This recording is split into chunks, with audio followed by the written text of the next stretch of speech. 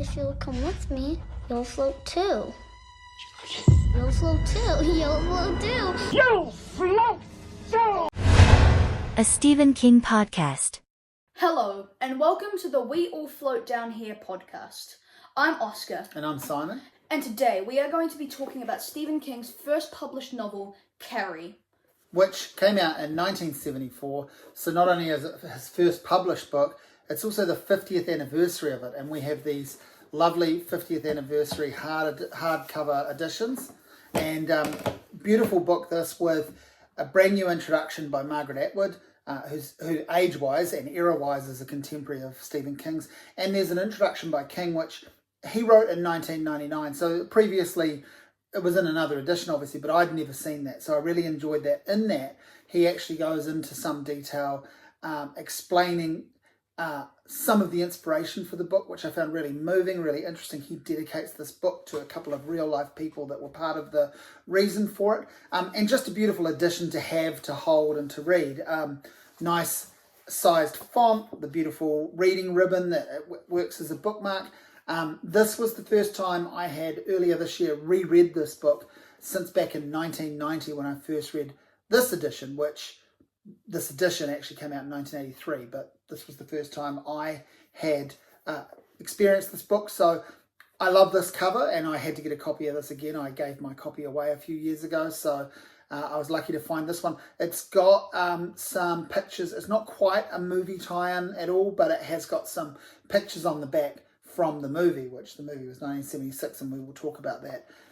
But yeah, Carrie, Stephen King's first book. What we're going to do here is we're going to talk about all of the novels, one per episode. We're just going to do the novels to begin with. Then we might go back and do the novella collections, the short story collections, and we're going to tackle the Dark Tower at the end as a series. And we might also put some things aside when they make sense, like the Bill Hodges trilogy, the hard crime trilogy of later and Colorado Kid and so forth. We might do those things that make sense to be done together. We're going to do the Bachman books as a Stephen King book when it was released in 1985, rather than do an episode on Rage a couple of episodes into the series. So that'll make sense as we go along. But today it's Carrie.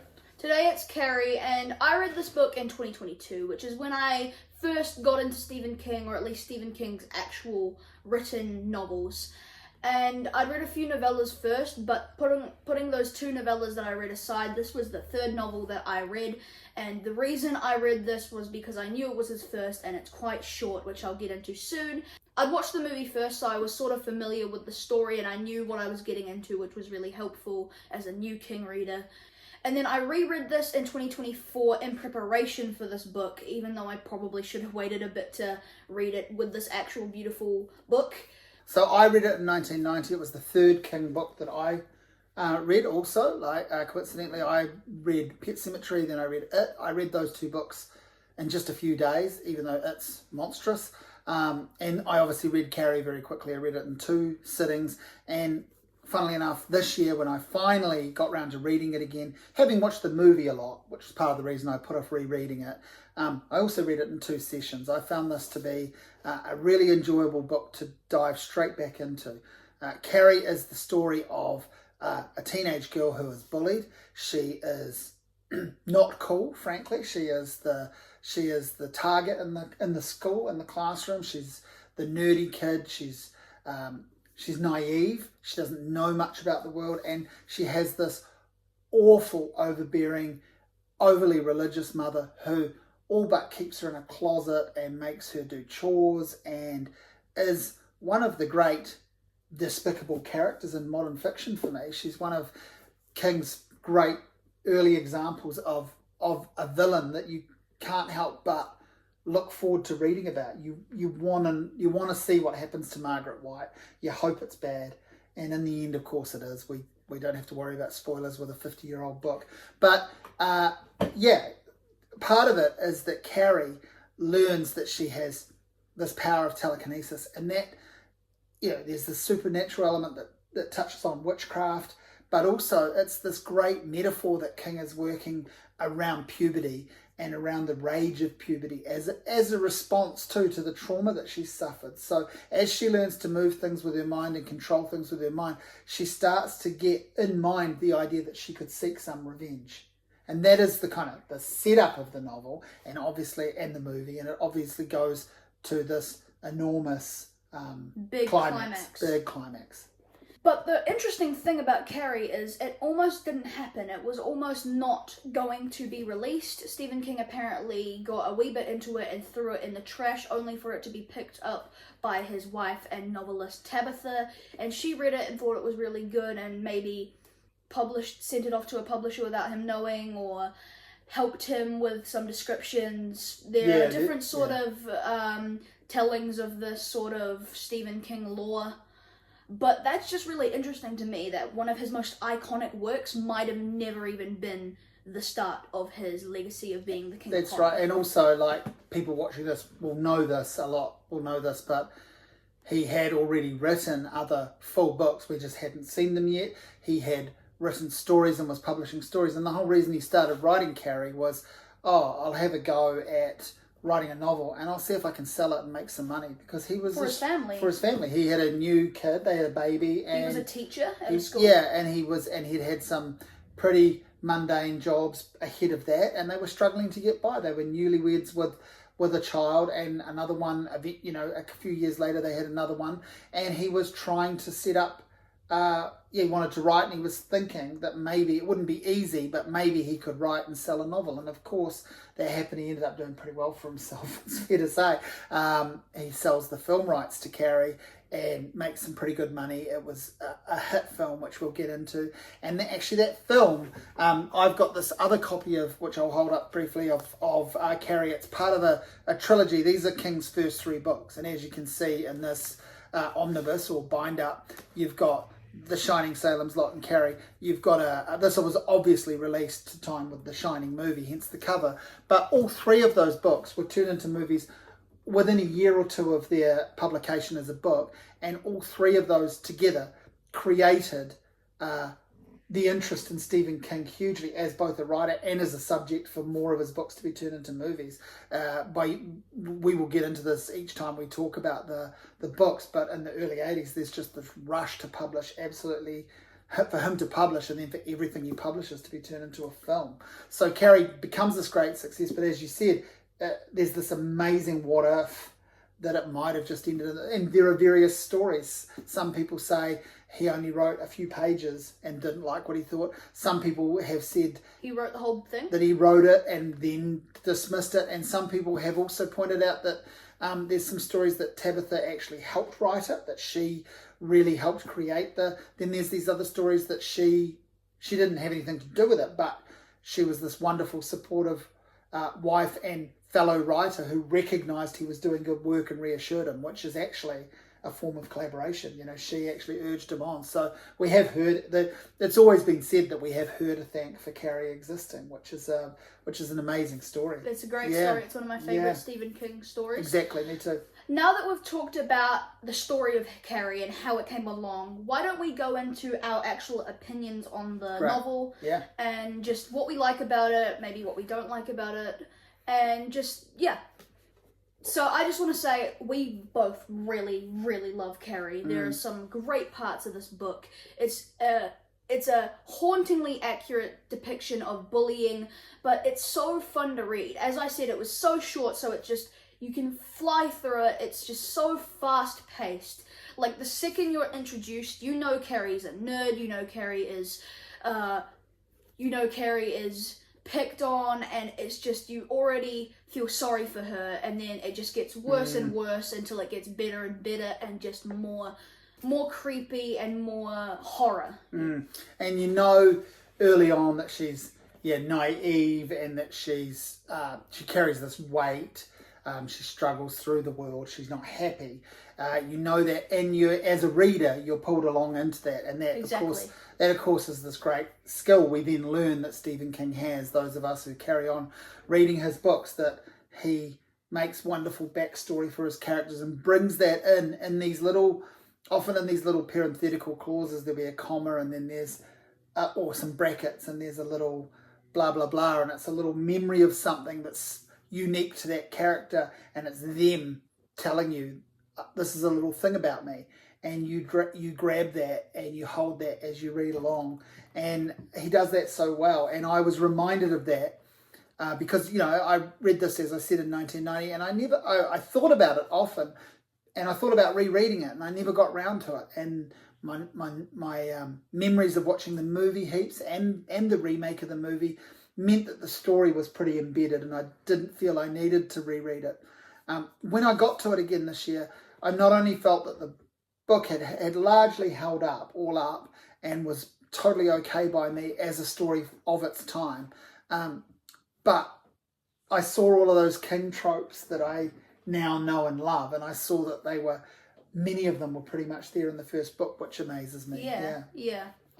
And even though Carrie is literally the cover to like all of these books, the most iconic part, there are still some amazing characters that carry, pardon the pun, this book.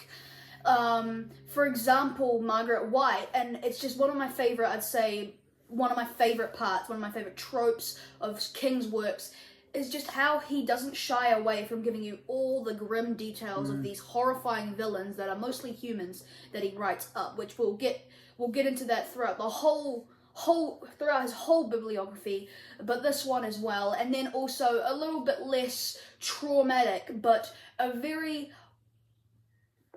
gross and just non-sympathetic character who's just so awful is Chris. I can't remember her last name, but she is the bully who's almost sort of the ringleader. She ringleads it. She's the one who sort of threw all the tampons at Carrie. She's the one who was yelling at her. She was the one who sort of got all of her friends and minions to kind of laugh at her, and she was the main person who was like mad about the punishment that they get. And then all of this happens in just the first like 20 pages, and it's just such an interesting way to jump into it. One of my favorite parts of this book is when the PE teacher comes and sort of comforts Carrie, then takes her to the principal office, but the principal can't really remember her name. He keeps calling her Cassie, and keeps calling her Cassie until she sort of snaps. And it's just this sort of awful reminder that she is not important, she is not the number one priority, and it's only 20 pages into the book. So Stephen King sort of subtly, but also not so subtly, tells us that this character has gone through some terrible things and will never be considered like... Yeah, that's a really good point. She's arguably a forgettable person, but King makes her a memorable character. Yeah. And that's really cool, right? Like that's a really great skill that he has to, and he gets into that a little bit in the introduction that's in the 50th anniversary edition, and was obviously in a 1999 edition, where he talks about the real life people that he knew, that he observed, which is what, a great writer should do. They should use their powers of observation and pick up on things from people, and then create stories based on real people, but turn them into characters. And I think he does all of that so well in this. And it's not the first book about teenagers. It's not the first book about set in a high school, but it has these fun elements around that sort of fun, as in engaging reading. You want to see what's happening. You believe these characters. You feel like you've kind of met them or met versions of them, because it's a relatable experience. Everyone reading this book's been through school or is at school, and has seen or been part of some of these sorts of scenes. They've seen it happen, So there's that, which I think is really, really cool. And then there's that whole metaphor that he uses around the witchcraft and telekinesis as an outlet for her channeling her rage and aggression from puberty. She's late to puberty. She doesn't understand it. She's never been taught about it, because she's literally been kept in the dark about it. By someone who doesn't believe in it. Yeah, forced to go into the closet and pray. Forced to not even have her own thoughts on exactly. being that age. Yeah, so she's never... So part of the bullying is people just can't believe how naive she is, and even the teacher that sticks up for her can't believe how naive she is, because they don't know what's happening behind closed doors, and then you get to see it, and it's just a very interesting perspective, and you're with Carrie this whole book. So when her sort of revenge plot, which we'll get into soon, sort of sneaks in, you're like, yeah, you deserve to have this justice. And if anything, rereading it, I really felt, you get this in the movie, but I really felt how visceral that was, that you really could feel this energy. You are hoping that she seeks some kind of revenge. You want her to, or some kind of vengeance, and then when she does, it's so over the top catastrophic that she is the villain of the piece. She's more the villain of the piece than her mother, but we almost feel like it's justified. It's a really interesting question around our morality. You know, do you vote for this villain? And you kind of do. You kind of want to see her. She's the anti-hero. Totally. And you kind of want to see her exact her revenge upon essentially a whole town that hasn't looked out for her. But also, you know, she kills hundreds of people, and so there are some completely innocent people. No one is spared. You know, the teacher that really goes into bat for her survives, but is, you know, in the firing line. Like, and other people that really arguably didn't do anything are destroyed. So she goes to the school prom, and there's this whole setup where the mean girl, Chris, the mean girl has orchestrated that Carrie will go to the prom. She's this wallflower. She's not expecting to go to the prom. She gets invited with Tommy, isn't it? And, Tommy Ross. Yeah, and he's like the school stud, and they get voted whatever it is, homecoming or prom king and queen, and they're up on the stage, and right in her moment of glory, they've organised. It's ruined. They've organised these buckets of pig blood to pour down on her and make her an absolute laughing stock, and that's when she snaps. And she goes on this she locks the doors with her mind, sets off this fire, and starts burning people alive, and then moves through the town. It's incredible to read. It's incredible to watch on the movie version, which we'll get to. But as I say, you're almost thinking, this is so wrong and I don't condone this, but a little part of you is like, yeah, you go, Carrie. You get your revenge. So I love that, and I really felt that in the reread. I thought it was awesome.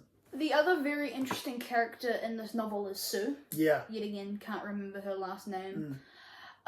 Because you're almost confused for the first bit. Is she sincere, or is she just trying to... Because she's arguably part of the bullying gang. She's one of the popular kids, so she's friends with Chris, but she also very quickly starts to distance herself from Chris's energy, which is But she can't call Chris out on this behaviour, because Chris is just like... She's the queen. She's the queen. Yeah. Yep. So she's not high enough in the hierarchy to do anything, but she recognises what we're doing is not cool and it's not okay. And she tries to make an effort with Carrie. And so that's kind of cool. And her boyfriend is Tommy Ross. Yeah. So she's still, in the end, she's still completely complicit in it all. So there's some really interesting, twists in how this works for people, and how... what their allegiances are and what their morality is, which is a really cool thing to watch unfold in such a short novel. Like, it's dealt with so... It deals with quite a lot. Yeah, and again, on the reread, I really... Because now I'm obviously reading things more analytically than I was when I was first reading Stephen King, where I was just reading it for story. I was just amazed with how much is dealt with in such a short novel. It's such not just impactful, but it's very efficient storytelling. And so anyway, that is what I love about the book. Have you got any criticisms of the book? I do have some criticisms of this book that are sort of only relative for today, rather than in 1974, the early to mid 70s. But it's just the fact that in this book, it's just... So there are some awkward descriptions and just some very off scenes about teenagers, especially teenage girls, that just sort of feels a little bit awkward for a man to write, even though there are some people that will say and believe that story on Tabitha sort of helping him with the descriptions, trying to make it feel real, but still it just feels a little bit gross, I guess. A bit creepy. And a bit creepy, which we'll also get into with the Brian De Palma film. But the other thing that is sort of only a criticism because it's sort of a half thing. Like, some of it is a hit, some of it is a miss. It's hit or miss. It's the sort of second main perspective in this book, and that's the sort of journal entries and the newspaper extracts and the fake non-fiction works and the passages from people that were like in the high school and survived and stuff. The main thing that I don't really like was sort of the newspaper and that sort of thing. There was a novel written by a character, I can't remember who, that was quite interesting. I liked when that was in it. But they just sort of took up a little bit too much of this already short runtime. I actually like that aspect. I liked it even more the second time, purely from the point of view of, I can see what he's trying to do. He's trying to do something different with the novel form. He's telling the story in largely still a conventional way, but he's really putting up this idea that I built this whole world and this world actually exists. So he's making these fake non-fiction treatments of it. You know, we are following the story after it's happened. So we are reading about it through someone that's researched this event that allegedly happened. And again, he's not the first person to do that with a novel, but it does set up a really cool framework for what Stephen King goes on to do with the novel. He is this master of creating worlds that we want to believe in. I mean, there's this whole Dark Tower fantasy series that's gone on for over 20 or 30 years. There are other fantasy books, and then there are the horror books that just have these crazy supernatural elements, or just, you know, whatever it is, just completely over the top horror, as well as the realism and tapping into people's everyday fears. Whenever he's doing either of those things or both of those things at the same time, you always believe the world that he's created. And I like that he was quite bold with the world that he was trying to create here and the way he was trying to tell it. So I personally think that works, but I totally get what you're saying. I totally see how that could be a thing that would put someone off a bit, but I like it. And I like the movie telling of it. The original movie. Should we talk about that? Yeah, 100%. Yeah. I've got the DVD for this one. I'm a massive fan of this movie. I watched it quite a wee while before I ever picked up a single Stephen King book. So this does hold a pretty special place in my heart, I'd say. I think it is a very well done movie, and it's just a great horror. It's just a great horror flick. We've got this little photo shoot display here. We've got a photo from the Chaos scene. We've got the soundtrack on vinyl and also the soundtrack on CD. I'm a huge fan of movie scores in general. I'm a total movie score nerd. But I do love the music in Carrie. It does something so well connected with the film. It does the saccharine sweet over the top. Then there are the sort of then there are the stabby moments, you know, that you have in classic horror scores, and then you have that kind of like some of the music's almost like ironic, right? And I love listening to it. Pino Donaggio, who composed it, is a master. But the movie by Brian De Palma is a classic of the genre, but also not without criticism. Yeah, and that's mainly, I'd say this happens in the first 5 minutes of the runtime. It is very creepy. It is very... The male gaze. It's very, very just... It gives me even more of an ick than the book does. The only thing is that it's more present in the book. Yeah. I mean, it's got the 70s fashions and the 70s kind of look of the women, which the camera does, you could say, pour over and ogle somewhat, which is Brian De Palma's style.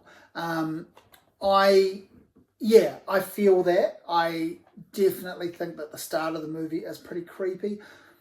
I've also always been able to kind of put that aside and go, it's really effective in the world building and storytelling of the film. But yeah, it's a creepy way into the story. The effective stuff in the film, though, is not only the music, but the great casting. Sissy Spacek, amazing, actually looks nothing like the Carrie that we have on the page. In the book is a bit overweight and sort of I even think she's got brown hair in the but they've cast someone. However, I cannot picture that whenever I read his book. But they've cast someone in the film who embodies that fragile, The energy, naive, the energy of fragile, naive, the wallflower kind of aspect, all of that. So much so that even when I was rereading this and actually properly clocking all of those things you said about the Carrie on the page that is different, I still in my mind had this picture of Sissy Spacek, and it worked. So, and obviously you got John Travolta, first main casting for him. Yeah, that basically sets him up. Yeah. Even though he's not like the main star, even though he's like on the cover, it says Sissy Spacek and then John Travolta, he does a really funny role almost. Like there's some pretty totally. He's part of it. He's part of the hammy kind of humour. And can't think of his name, but the guy who plays Tommy, who was in the TV show The Greatest American Hero, he's pretty cool too. But Piper Laurie, who plays Margaret White, is also excellent casting. Incredible. She's amazing, and you know she was known in Hollywood, and she was sort of in her declining years a little bit in terms of acting. But a great role for her. She embodies it so well. And then there's Brian De Palma's split screen montage stuff at the end, which is incredible. Insanely good. And Carrie becomes this influential horror film.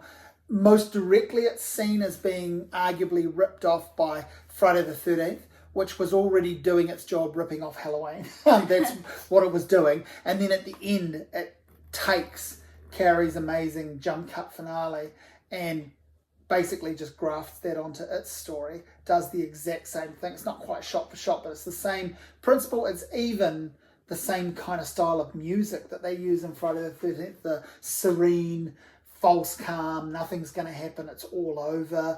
We're coming in for the TV close-up, the lens of the camera's getting a little bit milky, and we're just feeling like calm and the horror is over, and then jump cut. So, yeah, and that's been ripped off heaps of times, but certainly most overtly by Friday the 13th.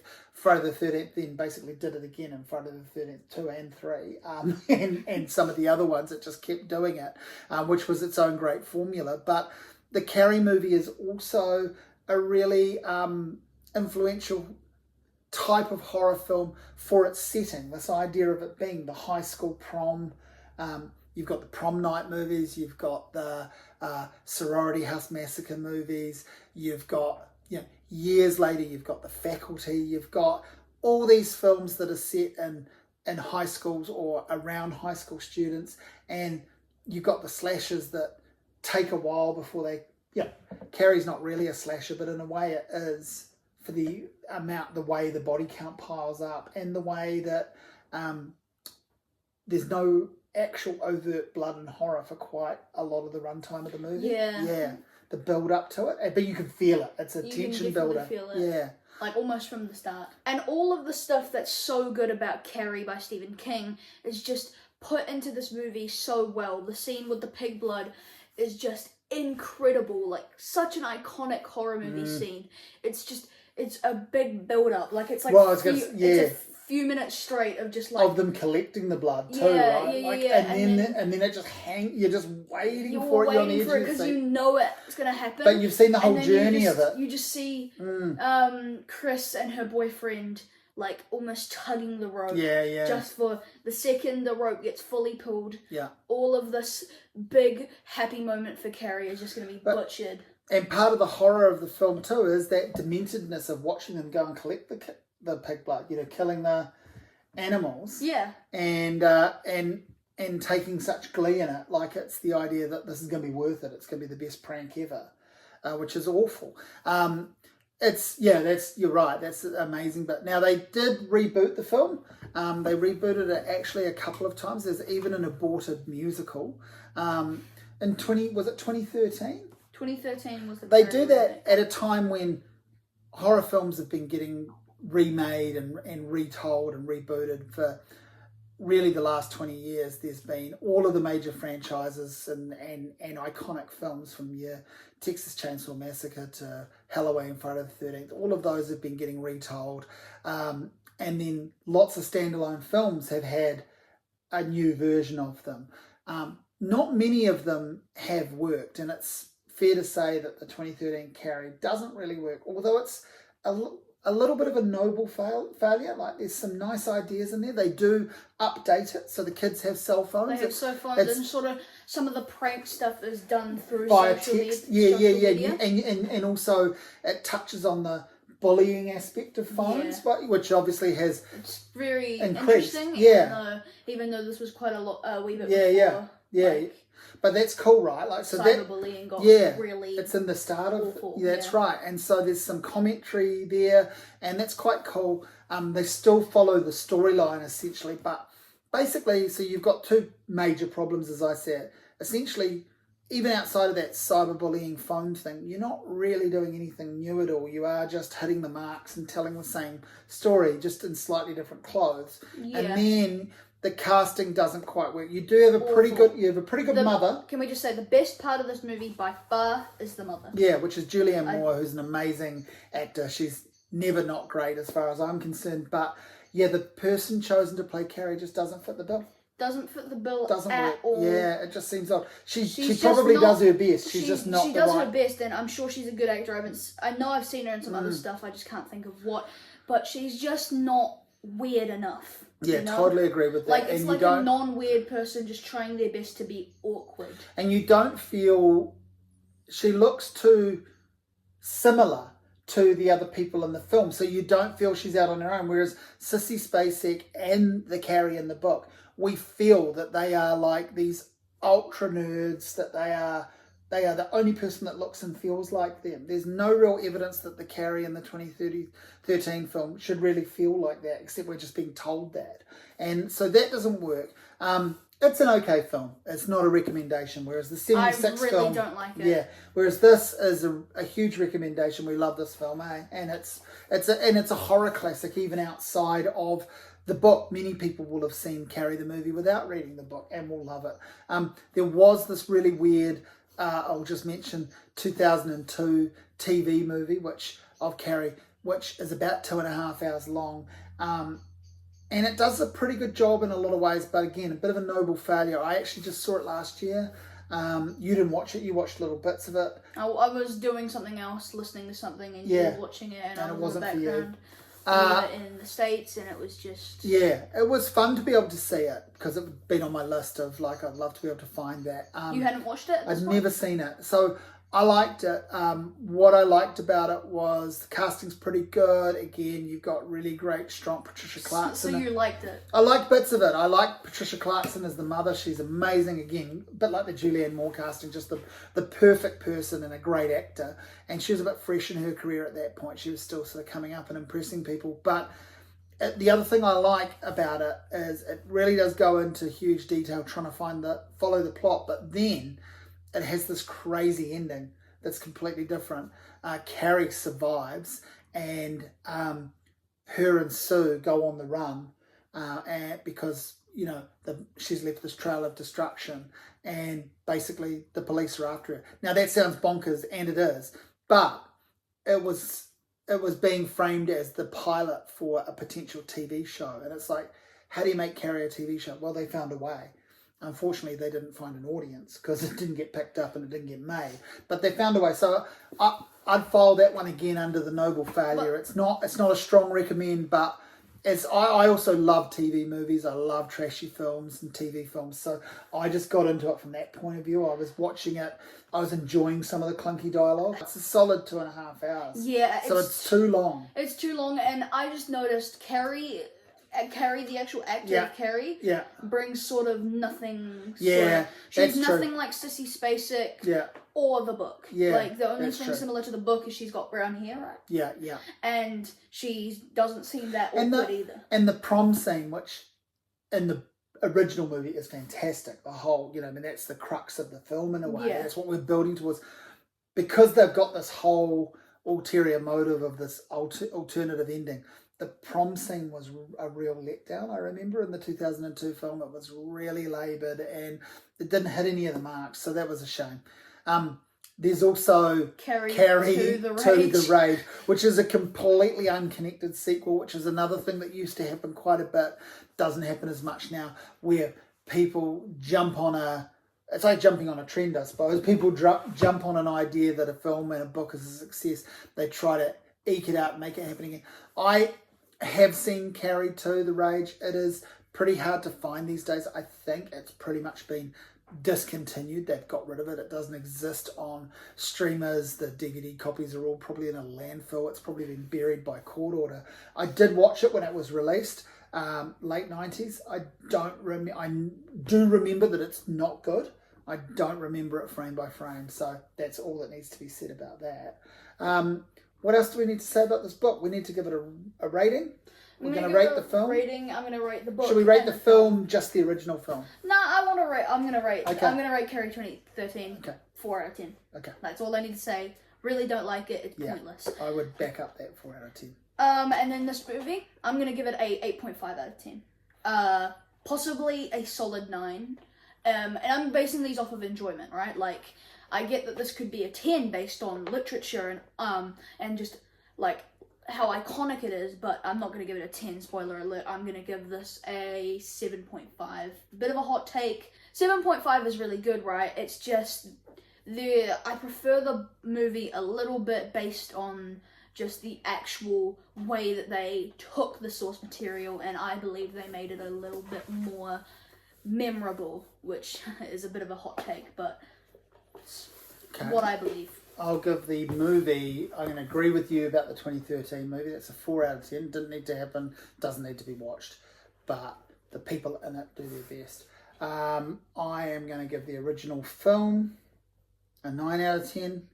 I'm also going to give the book a 9 out of 10. There are better Stephen King books than this. There are books that I love way more, but this was so near the start of my Stephen King journey, and reading it again took me all the way back there. And I just think, without this book, there's no Stephen King. So this is the thing that got him on the map. Those early stories, some of them are great. Some of them have been collected in his story collections, and I've really enjoyed those. Obviously, we will eventually get to it, but The Long Walk is written when he's much younger. So yeah, maybe he would have found his way in through that. But if this hadn't been published, and actually if this hadn't been turned into a film, there probably wouldn't have been all of the books that we've got, all of the movies that we've got, and all of the respect that he has. So I'm just giving it a 9 out of 10 because of that. But I did love it, and I was surprised how much I loved this on the return. And I am looking forward to us talking about Salem's Lot, because I've never read it, which is crazy. I've never read that. I've owned it forever, and I'm in the middle of reading it right now. And I have seen the movie of that years ago. I will be revisiting that, but I've never read that one. I've read it once. I read it, I believe, at the very start of 2023, and I won't say what I thought of it, but it does deserve a reread, and I'm going to reread it possibly pretty soon after we stop recording. So just expect the Salem's Lot video coming soon, and yeah, that's about it. Thanks for tuning in to the We All Float Down Here podcast. We'll see you soon. Carrie, it's a great novel, it's a great movie, it's a total recommend. It's a great soundtrack.